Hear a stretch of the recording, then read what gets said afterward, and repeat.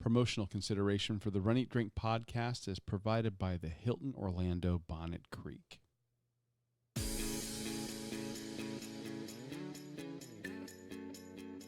Welcome to the Run Eat Drink podcast. We feature destination races from across the country. And after the race, we take you on a tour of the best local food and beverage to celebrate. So whether you are an elite runner or a back of the packer like us, you'll know the best places to accomplish, explore, and indulge on your next runcation. Hey, welcome to the Run Eat Drink podcast. This is episode 86, and I am your host, Aimee. And I am your very tired co-host, Dana. Well, I'm tired also. I just didn't say it. Well, I'm only saying that because we've had a lot of change, or I've had a lot of change in the last week. Yeah? Since we last recorded an episode. Well, what's hit you the hardest then in terms of your changes? Well, the thing that's hit me the hardest is the fact that my schedule has changed for the day job, and I am now working a very different set of hours that gets me up and staying up every morning at 4 a.m. And, you know, that really relates to the fact that we're going to recap one of our races at Wine and Dine, which is the 10K in this episode, because we had to get up #freaking early. I mean, and we're going to talk about my choices from the Epcot Food and Wine Festival, the International Food and Wine Festival today.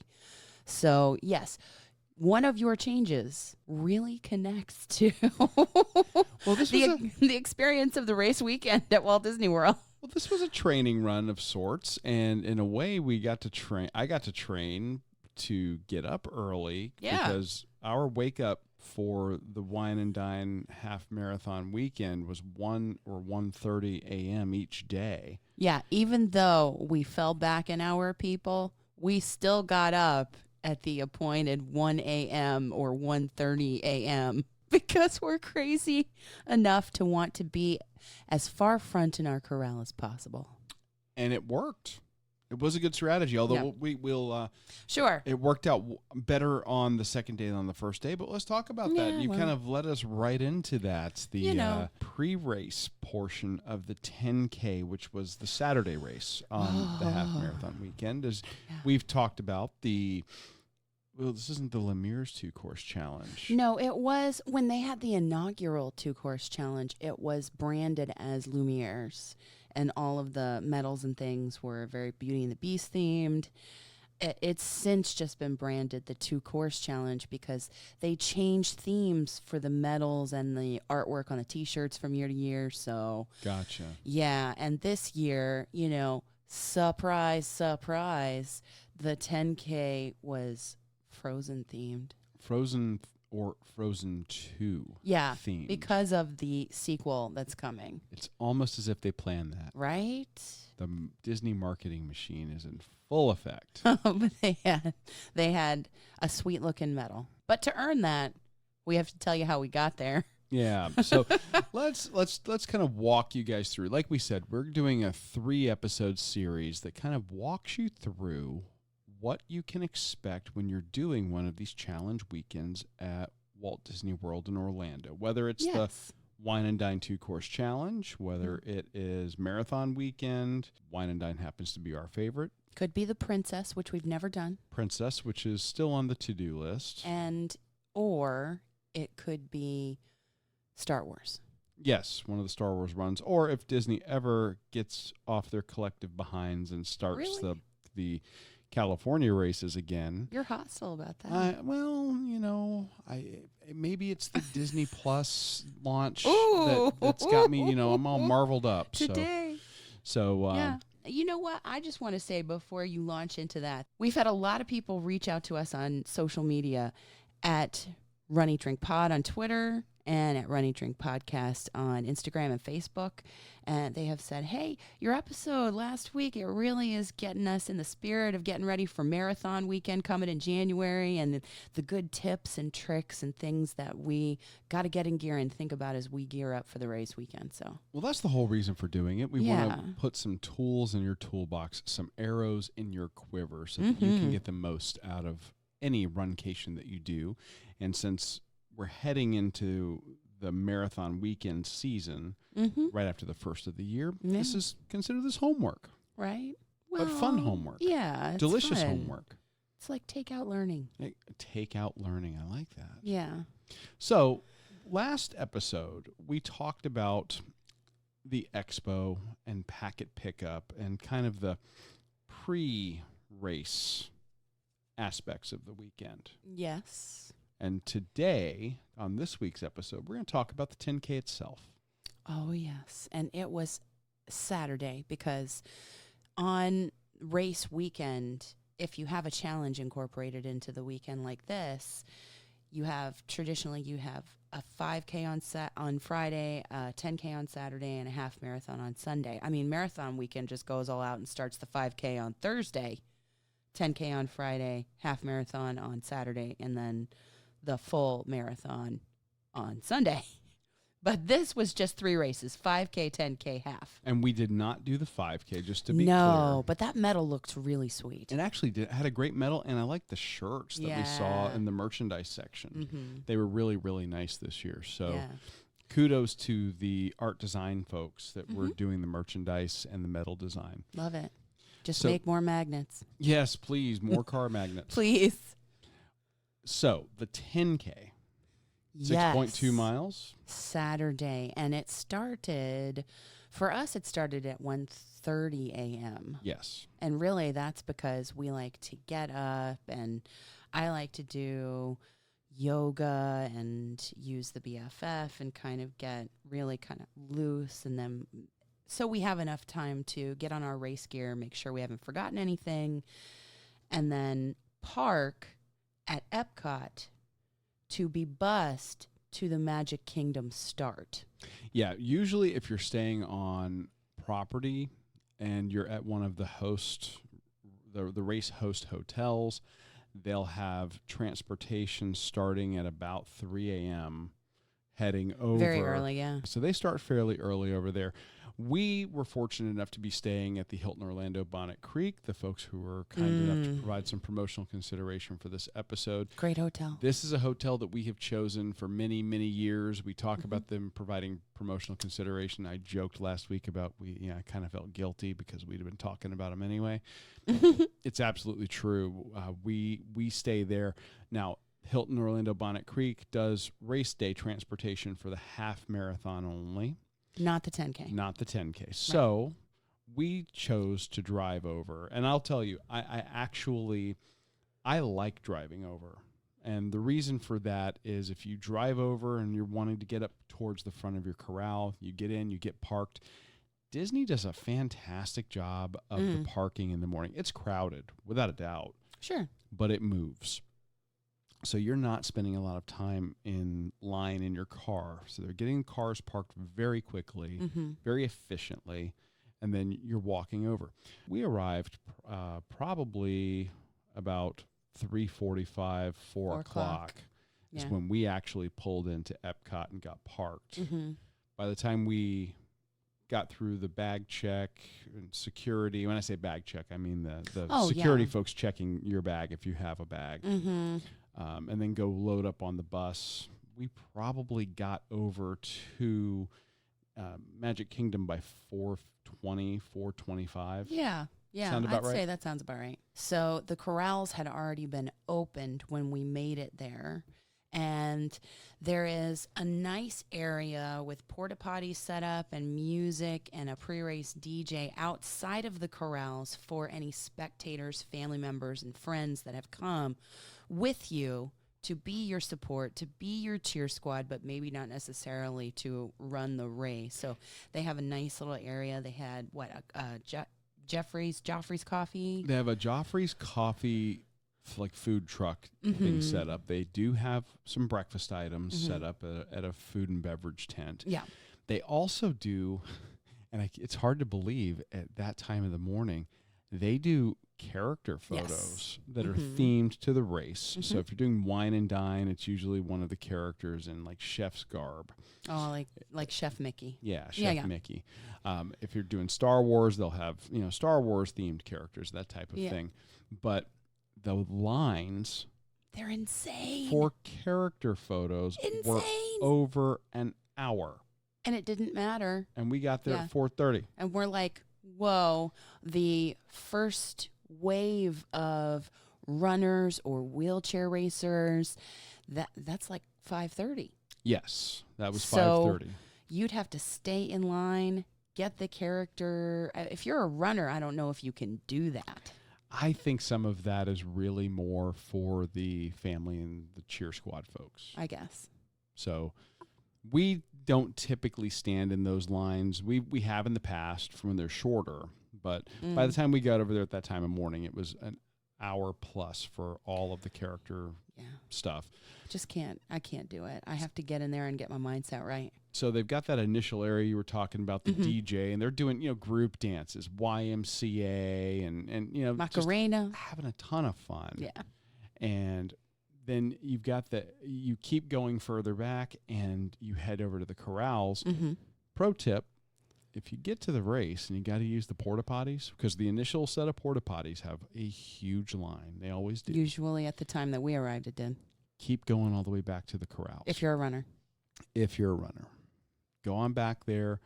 The wait for the porta potty might have been 5 to 10 minutes. They had a massive line of them. Yes. So as far long as there were corrals, they had porta potties lined up, and that was easily 200 yards worth of porta potties.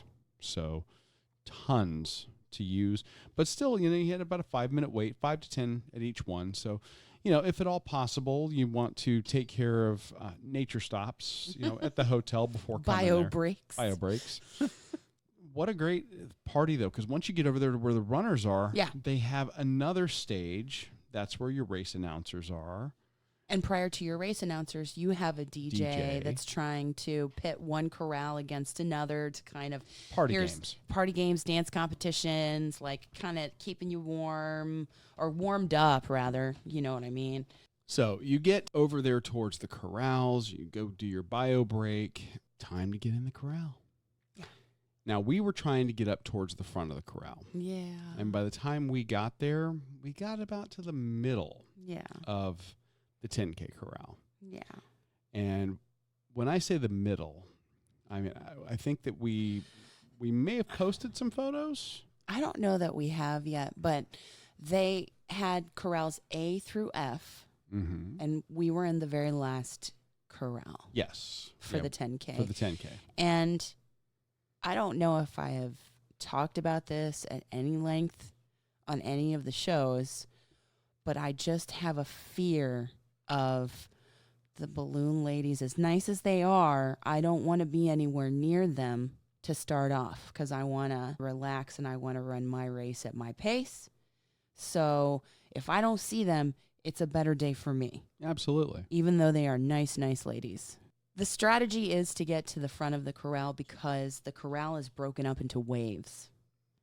And so there could be 2 or 3 waves of runners that are released about 2 or 3 minutes apart from one corral. So one corral is really rather large at Disney. Yeah, and so really one corral is like 3 corrals or 4, depending on how many they do. 4 waves, 4 starts, whatever you want to say, 3, 4, depending on how big it is. We just wanted to be up at the front. It didn't really work out so much, so we decided we'll get up a little bit earlier for the half. So there was a lesson and a tip for anybody who is a back of the pack runner like us who wants as much of an advantage ahead of those 2 lovely ladies that start the race very last and maintain a 16-minute per mile pace. Put as much distance between you and them as possible, starting in the corrals. Yeah. We tried. We were about midway. We had a little bit of a lead on them. Yeah. We had plenty of lead. But the 10K is not so much a pressure-filled race because they're not as concerned about getting the roads open, because there's not as much of the roads around Walt Disney World incorporated into the course. And it's going to be a much shorter course. You're only talking about 6.2 miles. It's also a less attended race than the half, so you don't have quite as many people either. So that's what it feels like. A lot of reasons, and everything kind of comes together nicely. But they, again, just because it's a smaller race, they do it so right. So from the get-go. That's still a lot of people. Oh, it was a ton of people. Yeah. But it's not the full 16,000 running the 10K. Okay. So you get there, they've got the start line set up, and at every wave, they're doing the announcers, they're doing fireworks. They start off everything, of course, with the national anthem, salute to veterans, first responders. Yeah. And then it gets to our turn. Yeah. Our wave in particular. Ours was, I believe, the only wave where this happened. So they do the announcement. Yeah. Where they say runners set go. And we're waiting. We're expecting. And that's normally where you see the fireworks go off. And just nothing. Yeah. Yes. Do the sound you make. Do it. Yeah, that was it. Yeah. I mean, there was nothing. And they're like, it was so sad. And Carissa's up there like, okay, everybody go. And it was one of those things. It was a minor technical snafu, which they fixed within 3 minutes because the next wave and the next wave and the next wave got their fireworks. We just didn't get our fireworks. It's okay. We saw them for the wave preceding us, the waves preceding us. It was fine. The energy is still high. And I will tell you that everybody kind of laughed. It was kind of funny. It was like a comic relief kind of thing. And that might have helped. Yeah. A little bit to relieve the tension because a lot of people were tense. Pre-race jitters. Yeah. Yeah. So they send us off, and I will tell you, I think the weather this year was better than last year.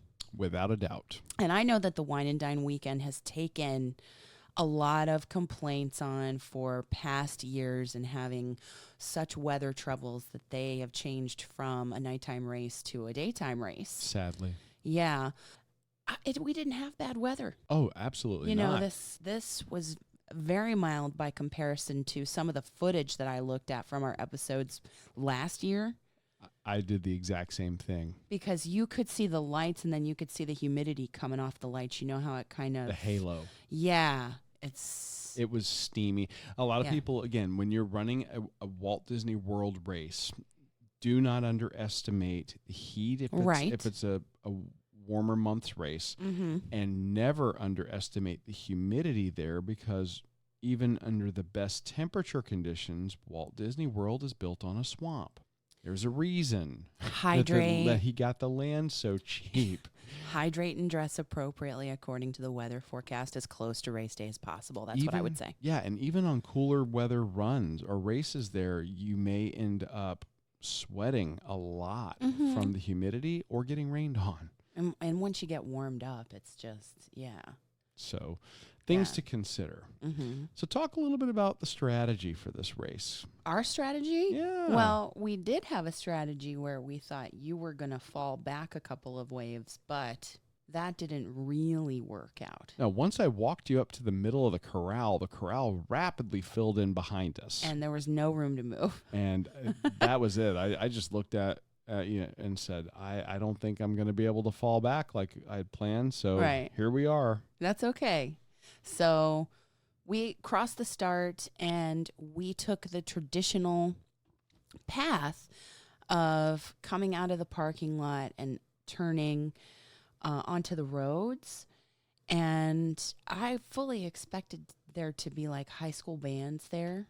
Like there normally are. Yeah, but we were missing that this year. Yes. Yeah, so I hope they come back next year. But that's always fun. I mean, the bands do a great job. They usually have the bands, a dance squad, or cheerleaders, and they're playing appropriate music for whatever the theme of the race is. Usually they do a great job, and it's just kind of a neat thing to see.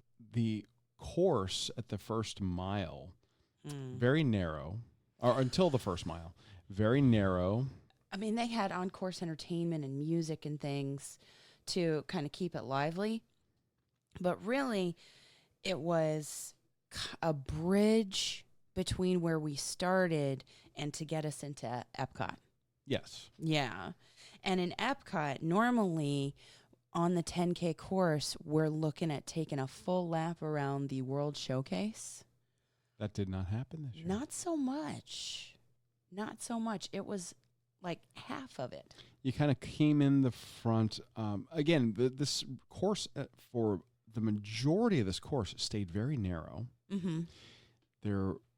I will argue that this course, the 10K, tends to be more of an informal run anyway, even more so because of the crowd, and even more so because of the narrowness, but they were only opening up a lane of travel.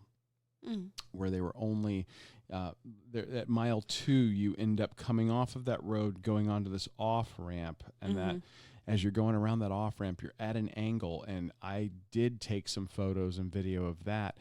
Really There's tight. The only way you're going to do any passing on that off ramp is to run in the grass on either side. And I was telling you. No, I really wasn't interested in do doing that. that. But that's the only way you were going to. Yeah. And then when you get down towards mile 3, there's a very sharp switchback. Yeah. That takes you into the park at the very front of the park, and which is the mile 4 marker. And it was tight. Yes. Until you were heading into mile 4. It widened a little bit there, but very tight for the first 3 miles. Mm-hmm. And then, like you said, it's not a full lap around World Showcase. It's close. No. But what you don't get, which I missed a lot, was the ability to basically run right by Spaceship Earth. Yeah. You can see it in the distance. Yeah. I got a great picture of it, especially with the sunrise and the lights on it that give it those purples and oranges and very the pretty coloration. But you didn't get as close to it this year as you normally do. You come in at mile 4, you kind of go around, kind of in the back. I mean, we saw some parts of the park that were backstage. Yeah. That we'd never seen before. Yeah. That weren't terribly attractive portions of the course, but they were also not for very long. Right. Maybe a quarter mile. Yeah. Half mile, something like that. And then we finished, and normally when we go at that finish kind of near Spaceship Earth, we come around to the right and then we head out to the parking lot. You go behind the bathrooms to the side of Spaceship Earth, and then you go around you go around those and into the parking lot, the first parking lot there. Yeah, and like there's some sidewalk, and usually there's a photo pass photographer. And I'll tell you this about photo pass photographers. They have a hard job. Yes, they do. And if you can make it easier, here is the tip. They have, for race photos, those Disney Photo Pass photographers set up in green tents. And just before those green tents, there is a big light, maybe LED panel, like steps away, to kind of warn you that a photo pass photographer is coming. And they're also using them for fill lighting for the photography. Oh, yeah, but I like to use those as an indicator of, okay, let's choose. Which side of the course are we going to be on? Are we going to hold hands? Let's get the plan together. Or if you people who can jump are going to get a jump in, then that's kind of a good visual indicator, or whatever you do when you strike a pose, that you need to get it together. Yeah. It's coming up. Absolutely. Yeah. So when we came out to I was just thinking about last year's finish and how there's usually, it's like concrete. It's almost like sidewalk a little bit before you hit the parking lot, and you would have Carissa and the other announcers on your right-hand side, and you would have the finish. Yes. This time it was backwards. Completely backwards. It was backwards as we got a kind of view of the back lot, and we came up to the finish through a place where we normally see like medical and the after race snack boxes and all those metal being passed out. Yeah. Once you finish, all of that was real estate used prior to the actual finish, and the race announcers were on your left-hand side this year. Yeah, they basically took everything and turned it, kind of. They kind of took everything, turned it 180 degrees. It was very weird. Yeah. Or disconcerting if you've Well, I wasn't used to it. Right. You've been doing it for years, and this is the one that we repeat all the time. So this was a little bit off. Yeah. Just strange. Like I felt off. I had my watch on the wrong hand. I don't know. Something. So. But nonetheless. Your race strategy, though. Oh, yeah. Well. How'd you tackle all these miles? All of these miles were nice and slow, and I decided the run, walk, run would be more like a shuffle.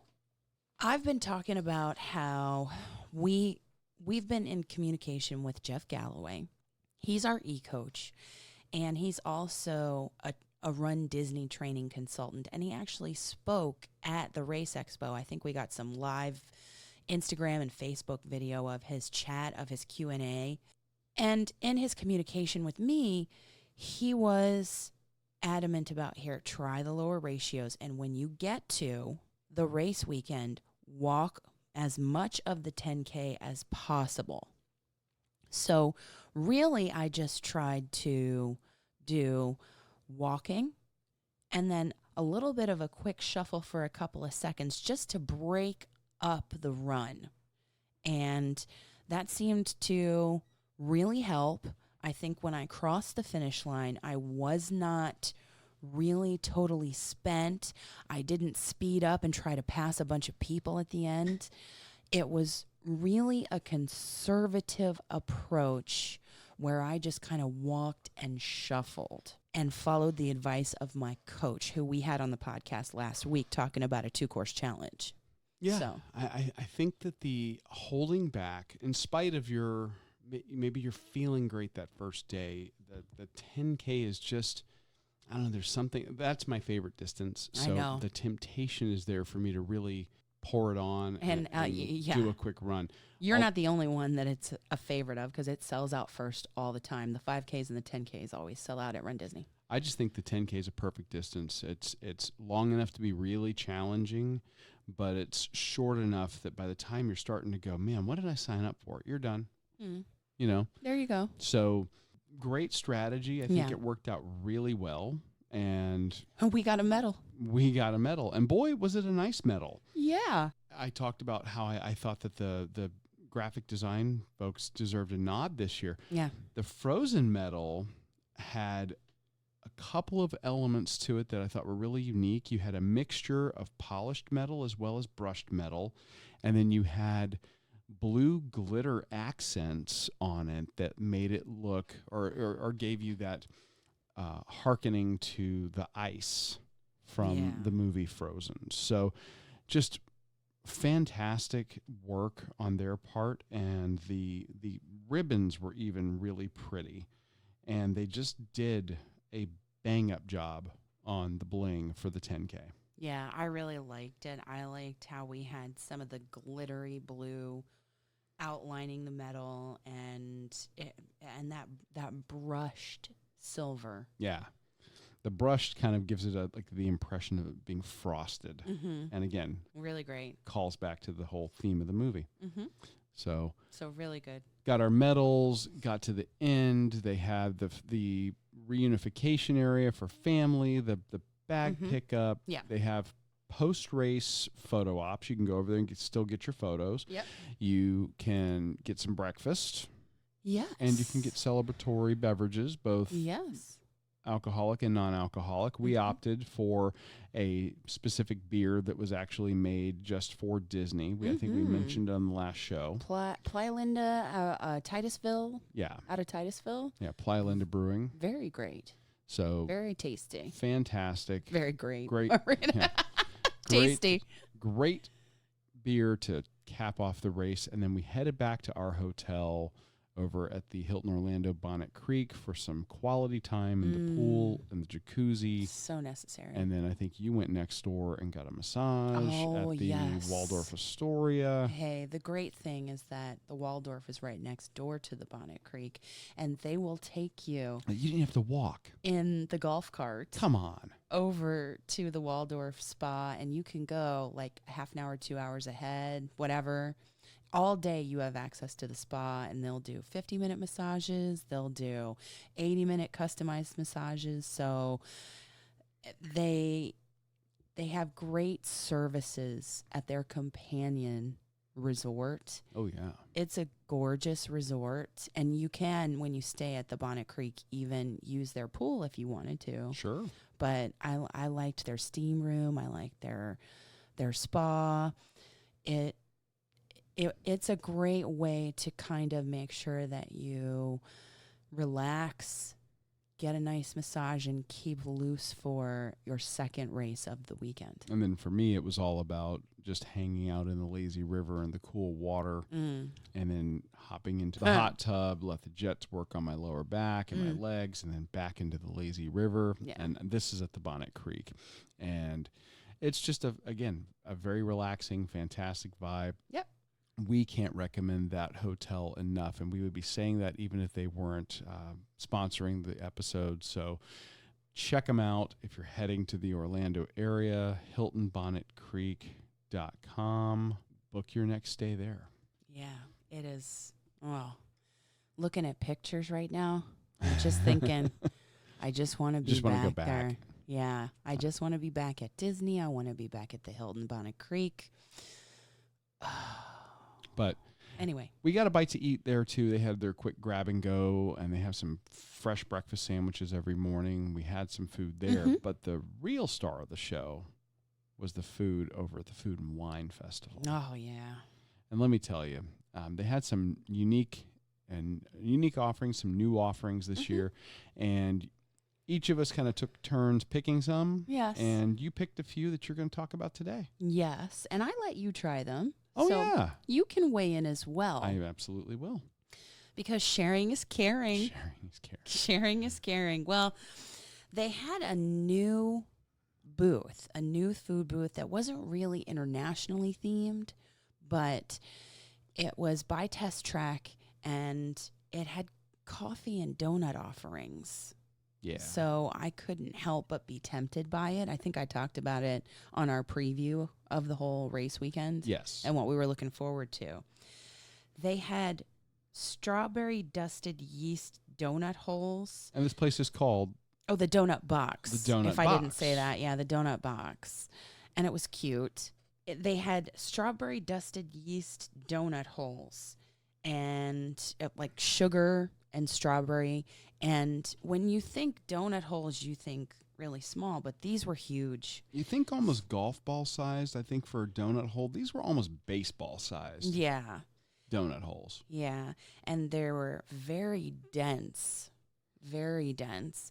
And they had a sweet corn fritter that was served with a Fresno and red pepper jelly. I just think both of these were really kind of heavier offerings. And the sweet corn fritter, I got the sweetness of the jelly, but I didn't really get the heat.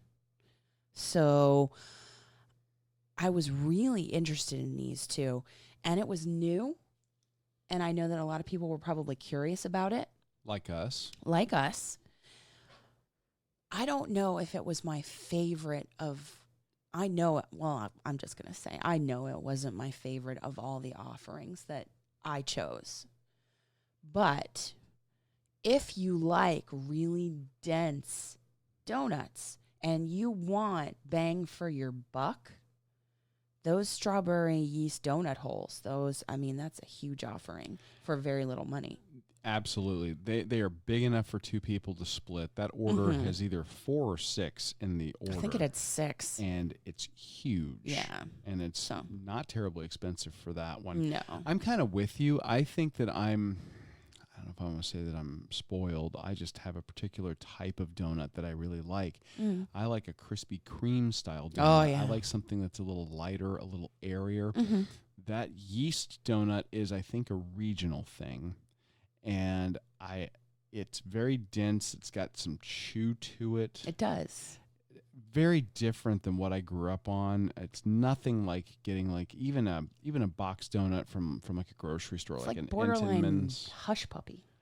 Yeah, Yeah. that's a good way to describe it. Like a sweetened hush puppy. Yeah. And that's the donut. Now, when we get to the corn fritter, I will say that for me was a bit of a swing and a miss, only because I went. It's my fault. It's not their fault. I went with a preconceived notion of what that probably would be like, and it wasn't.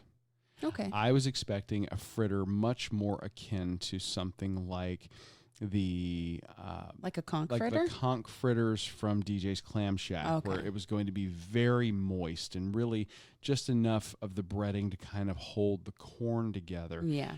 This was much more about the bread. Yeah. And had a little bit of corn in it.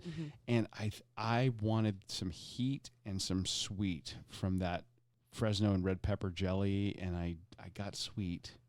Not so much heat? Not so much heat. Yeah. So I think all the flavor in that dish was coming from the jelly. Yeah. So that one for me was a swing and a miss. I think that if they keep this one around, it's going to improve.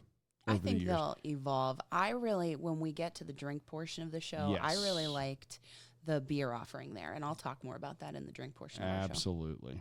So that's Donut Box. Yes, we moved on to start to try some of the internationally themed offerings. Yes. And we stopped at China, and we had the spare ribs, and it seemed like it was a Chinese 5-spice, and the ribs were cooked perfectly. But if you're expecting barbecue ribs, that's not it.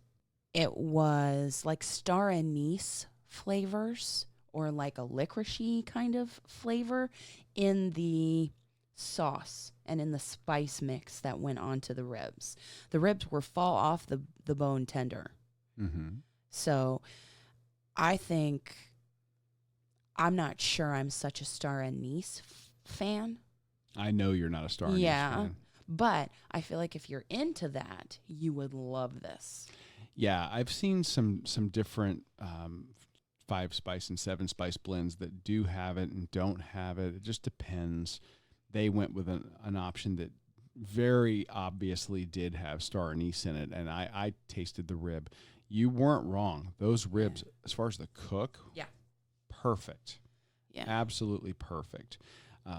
The sauce is not really a sweet sticky sauce. There wasn't really any sugar molasses. So again, if you were looking for barbecue, you were in the wrong country. Not it. I'll tell you what my favorite offering was from China was the chicken and shrimp bao bun. Absolutely. And a bao bun is like a Chinese taco, but it's not a taco. That's a great way to describe it, though, for somebody who's never had one. I mean, yeah. It's a soft, pillowy kind of outer, like, the taco is. Yeah, like a soft, not pillowy, crunchy. Pillowy. Flatbread. Yeah. Really thick. Yes. Yeah. A bun. A round, flat bun. Yeah. And it was filled with chicken and shrimp that really packed like the chili oil spice. Oh, yeah. That is what I got. And the shrimp were cooked perfectly and they were tender. And I really got the shrimp flavor and not so much the chicken, although the texture was there. Absolutely. Yeah. I thought those were great. And that one's a little small.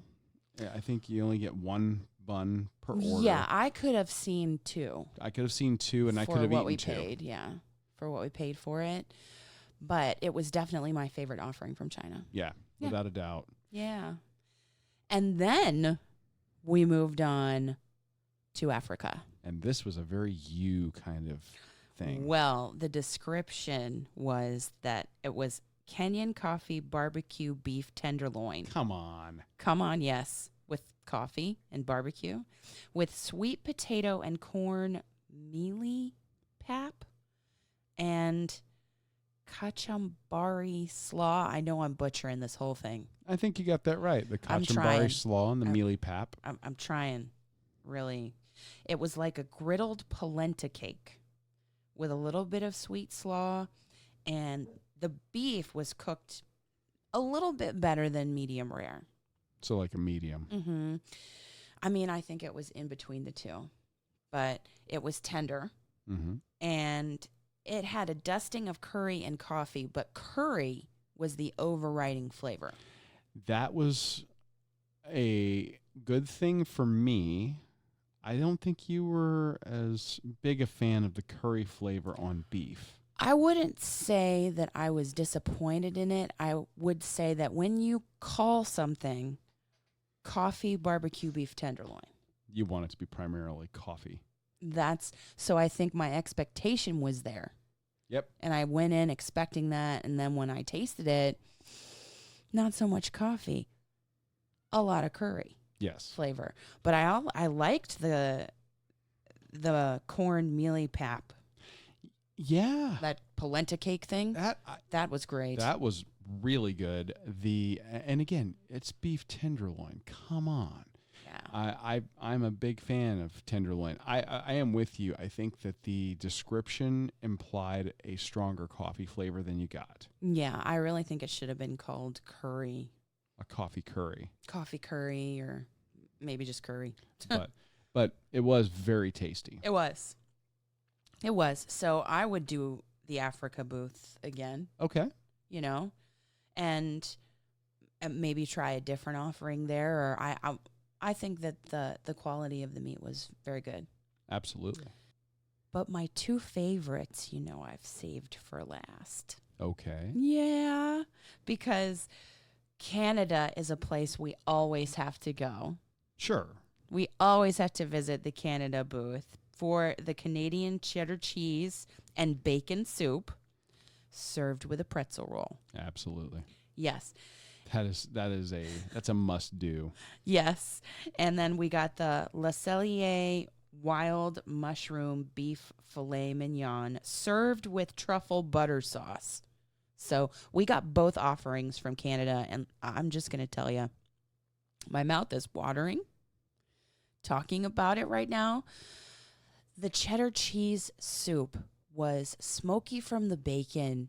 It was so smooth, and the pretzel roll didn't have salt on it. It didn't need the salt because you break that apart and you dip it in the cheddar cheese bacon soup, which was like a dip for it. And it added all the saltiness and smokiness from the bacon and the cheese. It was so good. This is an every year tradition, and it is absolutely one of the best things that they serve there. Yeah. There's a reason that there's always a line at the Canada display or booth, whatever you want to call it. Well, but my question for you is, we just talked about having beef in Africa. Yes. And you also had beef in Canada. Oh, yeah. Did you feel like it was too much of a repeat or too much of an overlap? I don't. Okay. I feel like it was not too much of an overlap. This wild mushroom beef filet mignon with the truffle butter sauce, it was more a medium rare cook on the beef, and it had a woodsy flavor, not a curry flavor. And oh my gosh, the mushroom, it just added so much earthiness, and the butter sauce. Oh, it was just like a dollop of it, but I feel like I could have had like a whole fistful of this butter. Like, just give me like a cupful on top of this. It was so good because it married together the meat and the mushroom, and it just melted in your mouth. The perfect bite of the mushroom and the beef just melted in your mouth. It was fabulous. I loved it. I was going to say, so did you like it? I loved it. Yeah, it's a neat thing to do to go to a place like here, where you've got a couple of different places doing totally different preparations of the same or similar cut of meat. Yes. And you could not get two more different flavor profiles, Right. textural components. Seriously. Yeah, different. Than the Africa and the Canada booth. Mm-hmm. Couldn't be any more different. Yes.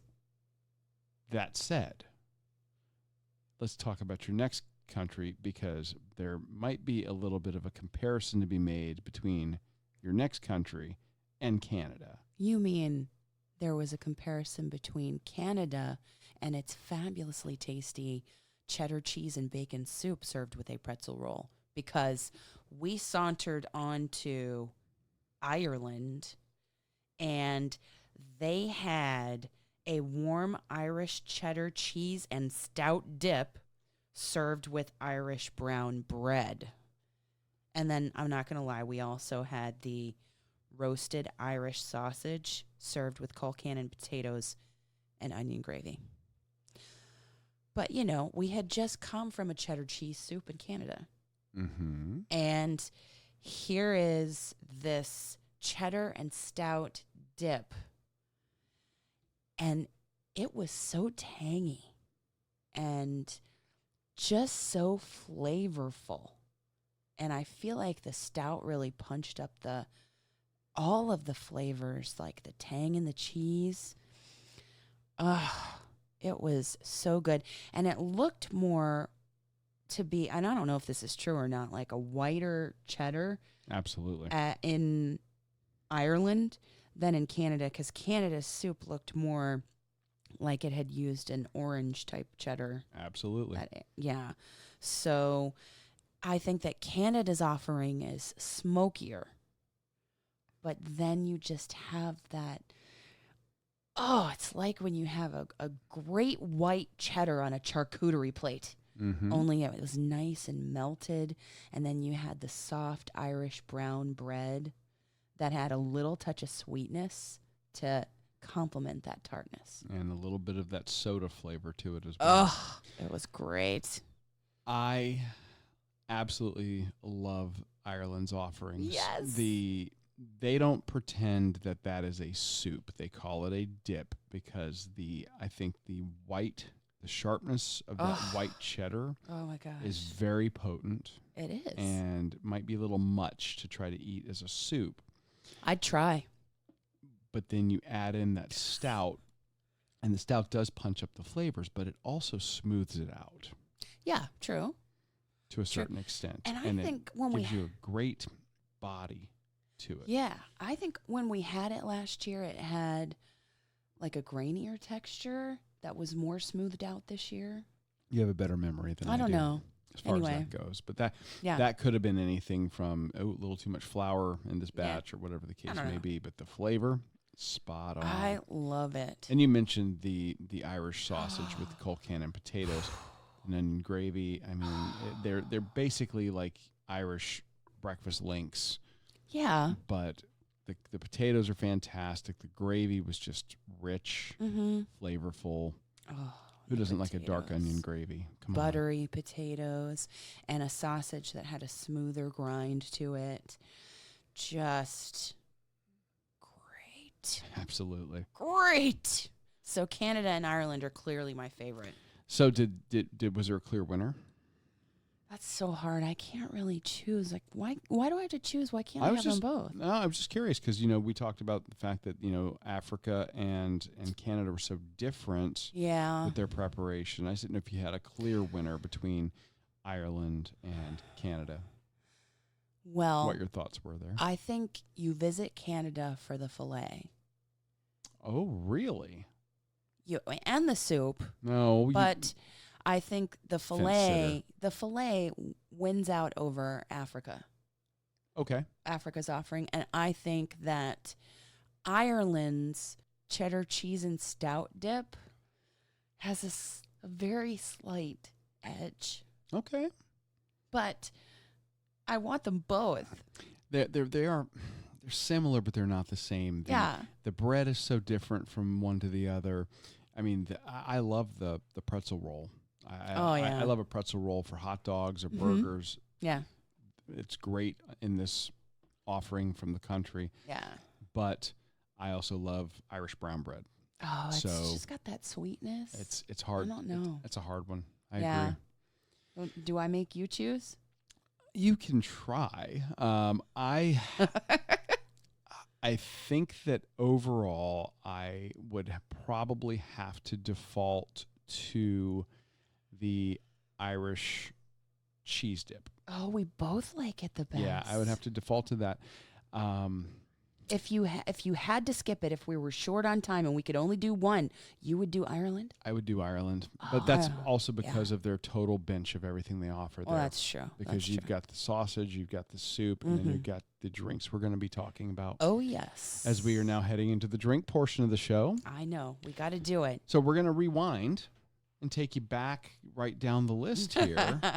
Yeah. And go back to the donut box. So Donut Box didn't wow you with their food offerings, but you were wowed by the drink offering at the Donut Box. Yes. And it's beer. It's beer. Okay. Let's just be real.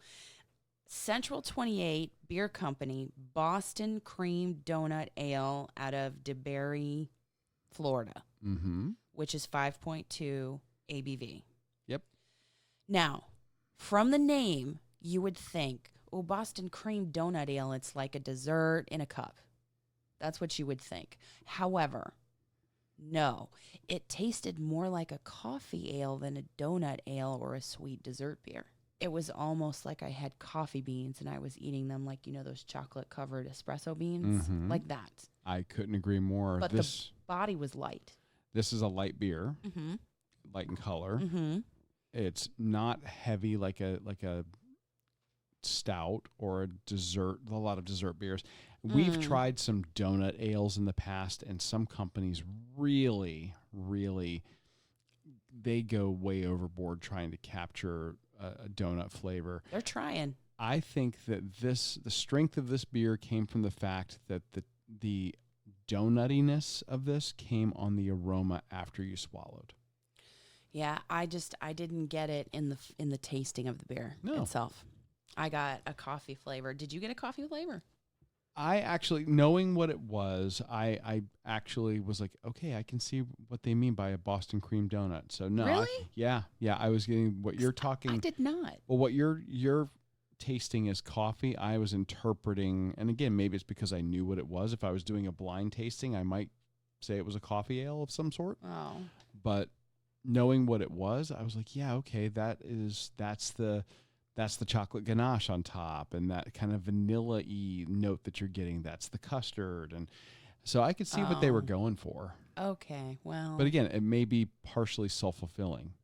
I don't know. I knew the title of the beer, the name of the beer, and it still tasted like a coffee ale to me. Okay. But whatever. It was good. I'm just more susceptible to marketing, dear. It was good nonetheless. I would have a pint of it. Absolutely. Yeah. And I don't think that it would have to be at a dessert course. No. So. No. Light enough to drink, not for dessert. Right. And then in the next country, we revisited an old friend. An old friend from Africa, the Tusker Lager, which is 4.2 ABV and 15 IBU. It's light. It's smooth. It's clean. It's refreshing. It has a malty flavor. It makes me think of Sanaa at the Animal Kingdom Lodge, where we went to have the fabulous bread service. Yes. Oh. Absolutely worth, even if you're not staying at the Animal Kingdom Lodge, making a reservation for lunch or just going and sitting at the bar and getting the bread service. And you're thinking, bread. Just do it. It's this sampler of different kinds of bread with the dipping sauces. All the sauces. So many different flavors going on. Oh, my God. Multiple textures from different types of bread. Yeah. Do yourself a favor. Just do it. Just do it. Yeah, just do it. So we had the Tusker Lager on our bartender's recommendation, I believe. Yes. And it was in the bottle there, and then it was on the tap here. It was just refreshing. Just so smooth and clean. And It was very good to have at an outdoor festival. That's a great beer for an area. You said outdoor festival. I was going to say for a place like Epcot, where most of the year it's 85 degrees or hotter. And humid. And the sun's beating down on you, and you're looking for something light in body. Yeah. Not going to kick your butt with the ABV. Yeah, it's not that bad, right? Nice 4.2. Clean flavor. Yeah, this is 4.2 is kind of like a poolside beer. Yeah. So very, very nice choice. Yes. I would have that again. Strong pick. Mm-hmm. Now, I really got our beverage in China for its name. Mm-hmm. Okay. But you went to China on a mission to get this beverage. Because the year that we were born, and you can Google and do whatever to find out, how old we are when you do the math, but it's called the Kung Fu Punch. It makes me think of that song that was a #1 song the year we were born. Everybody's Kung Fu fighting. Absolutely. And this drink will hit you as fast as lightning. Yes, it will. Okay. Because it's packing vodka, triple sec, mango syrup, and orange juice. Oh. So it's got just enough of the fruit flavors to hide the adultness of the beverage. Yeah, these are very dangerous in that you wouldn't feel it. Yeah, this is the exact opposite of the Tusker Lager, where it's like, oh, light and refreshing and all that. This is a little heavier, sweeter, and totally conceals the fact that it's alcoholic. Mm-hmm. So, yeah, so it's a sweet beverage. Be warned. It's delicious. Yeah, it was nice to pair with the bao bun that was super spicy. Yes. To me. So. And I went a totally different route over there and ended up getting a boba tea. Yeah. A non-alcoholic choice. Mm-hmm. Yeah. And I always like boba teas. They're fun. I like the tapioca pearls in the bottom of them. I just think they're kind of they're chewy. Little chewy snack as you're walking down the Around the World showcase there. Milky, desserty beverage. Yeah, really good though. Yeah, I liked it. And you're finishing this off with the beverages from Ireland. You said everything about Ireland was strong, and that is why you picked it as the place you would go back to have the stout dip. Yes. Yeah. Ireland had a Breton brewhouse, Killarney, I guess, red ale. Mm-hmm. I have Scotch-Irish roots, but I'm probably butchering the title, which is 4.5% ABV. It was refreshing. It had a red amber, not see-through color, but that did not make it heavier or thicker on the mouthfeel or the body of the beer. I would agree. It was malty. It had just a tinge of bitterness. And I just... It's like all good red ale, Irish red should. If you like an Irish red ale, you will love this. And I think it would be refreshing along with their sausage and their Colcannon potatoes, but also with the stout dip with the Irish brown bread. Oh, absolutely. Yeah. But you got to remember, too, in Ireland, in addition to this, they also offer Guinness, and they also offer a honey mead. Oh, that's true, and that will kick your butt. We talked about last year. Oh, my God, it'll kick your butt. But you also got the dessert drink. Oh, yes. I'm so sorry. I was just dreaming about everything that Ireland had to offer, and I got lost for a moment. Mm-hmm. Guinness and Bailey's shake. It's an alcoholic dessert in a cup, people, and it's topped with chocolate shavings, and it has the consistency of, like, a liquidy granita. Yeah, good way to describe that. Yeah. Super smooth. So. Just sweet. You can taste the alcohol. You can taste the Baileys in there. Oh, yeah. Yeah. But that's not a bad thing. No, it's very good, and the chocolate is delightful. I don't get a whole bunch of a beer flavor at all. Well, not from that one, but that's because it's really heavy. I mean, Guinness is a great approachable stout for people just starting out in stouts because it looks menacing because it's dark. Oh, yeah, but it's not. It's absolutely not, especially if you get one that's on nitro. Very smooth. And I think that it just may have added to punch up maybe the chocolatey flavor of the chocolate shavings on the top. Absolutely. So, and bring out that Bailey's flavor so you knew it was really there. So, yeah, I loved that. It's heavier, like a dessert in a cup, so it's something you want to end with, I think. It's a perfect ending. Yeah. And speaking of which, it's time. We've come to the end. We have. Of this week's show. We gave everybody a lot of options. We gave them 4 food, 4 beverage. We talked about actually a little more than 4 beverage options. Yeah. And we're only 2/3 of the way done. We are with exploring this. We have to. Next week, we tell you all about the Sunday falling back and the half marathon. And that was like my favorite race of the whole weekend. And there's a reason. And if you followed us on social media, you already know. If you haven't followed us, you can go back and check it out, or just wait till next week's episode, because Aimee has some reason to like this race as much as she does. Yeah. So we'll recap the half from Sunday, and then we have Dana's picks for food and beverage at the Food and Wine Festival. I have to finally decide which ones of my picks we want to talk about. But I know which ones I would talk about. You let me try. I know what I would choose. But stay tuned to see what he says. Yes. And we can't thank you guys enough for helping the Runcation Nation grow. We that's what we call all of you out there who join us each week to learn where to go to accomplish, explore, and indulge as we travel around the country, bringing you these awesome races at the charities they support, and then show you where to go to enjoy local food and beverage. Mm-hmm. And this was an awesome weekend for supporting Second Harvest Food Banks in Central Florida. So that's a great reason to run these races, in addition to all the accomplishing, exploring, and indulging that you speak of. So make sure that you follow us on social media at Run Eat Drink Podcast on Facebook and Instagram, and at Run Eat Drink Pod on Twitter. And hey, if you have a particular thing that we haven't talked about, or that you want us to talk about from the Food and Wine Festival, shoot us a message over at info@runeatdrink.net. Just a quick email. Mm-hmm. Tell us who you are, where you're from, and tell us what we should have covered, or what we should cover next. Especially for food and wine, which is what we're talking about for this episode and for the next one. Yeah. And if you can leave us a voicemail, you can always call us at 941-677-2733. Leave us a 1-minute message telling us who you are, where you're from, and what your recommendation from the Food and Wine Festival happens to be, because we couldn't possibly get them all.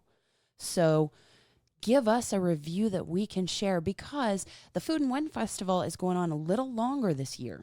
Oh, is it? Yeah. Okay. Normally, we would have the race weekend, and then the Food and Wine Festival would be open for one more weekend, but I think it's got a couple more weeks left. If you haven't done it and you're thinking about it, now is the time. Just go. It's a blast. Yes. Absolute blast. Even if you're not running, you can always take your running shoes and go get your 5K in around the boardwalk or around the World Showcase while you're enjoying some tasty food and beverage. But anyway, that's it for this week on the Run Eat Drink Podcast. I'm your host, Aimee. And I am your co-host, Dana. Have a great week, and we'll talk to you soon. Thanks for listening to this week's episode of the Run, Eat, Drink Podcast. We're having a great 3rd year because of your support. Don't forget to follow us on Facebook and Instagram at Run, Eat, Drink Podcast. And on Twitter, we're at Run, Eat, Drink Pod. You can also give us a call at 941-677-2733, or shoot us an email at info@runeatdrink.net. Visit our website at runeatdrink.net and click on the subscribe link so you don't miss a minute. Accomplish, explore, and indulge right along with us. We'll talk to you next time.